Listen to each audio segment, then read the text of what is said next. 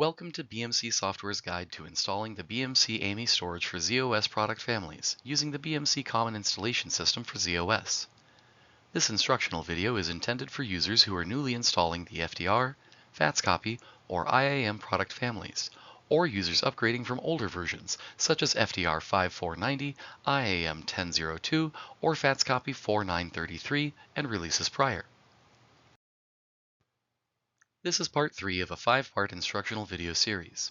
Part 1 offers a brief overview of what's new for the FDR, FATSCopy, and IAM product families, along with a summary of changes to the installation process for those products. Parts 2, 3, 4, and 5 each offer step-by-step walkthroughs for each stage of using the BMC Common Installation System for z/OS. In Part 3, we'll walk through how to start and configure the installation system and use it to create a new installation project. To proceed, you'll need to have already obtained and decompressed the installation system. To begin, navigate to the ISPF command shell, or option 6. From here, execute the BMC INSTL member of your installation system library. The first thing you'll see when you execute the BMC Common Installation System will be the End User License Agreement page. You'll need to place an S in the line command and hit Enter to read the End User License Agreement. This will bring us to the End User License Agreement. Once you're finished here, you can PF3 back to the previous screen. Once you PF3 out of the End User License Agreement, you'll see that there are now line commands for I have read and accept or I do not accept the BMC Software End User License Agreement. Please place an S in the line command for I have read and accept and hit Enter. This brings us to the main menu.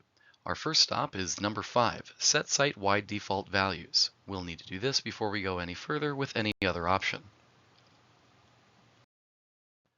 This brings us to the Site-Wide Default Values panel, where you'll need to specify values according to the requirements of the mainframe system configuration you have. Please note that you can PF8 on this page, although not all fields will need to be filled in. Once the fields are filled in, press Enter and then PF3 to go back to the main menu.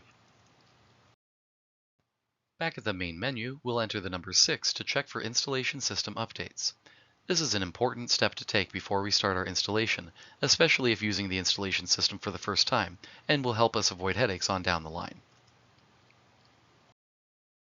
If this is the first time you've used the installation system, or if it's been a while since you've updated it, you will likely see this prompt. Please enter the number 2 and hit Enter. Since we've already set our site-wide default values, this job should populate without any changes necessary. Go ahead and submit it. Once your job completes, check the sys out for messages that look something like this. Please note that messages will not always look exactly like this depending on the updates that are available to the installation system.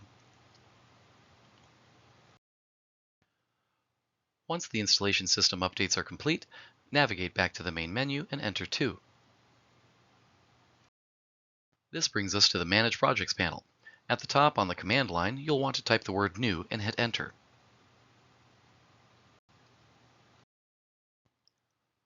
This brings up the Execute Project panel. On this panel, you'll want to specify a project name, a description, and the JCL dataset you want your installation and configuration jobs to be generated into. Once you've completed the fields in this panel, hit Enter to save.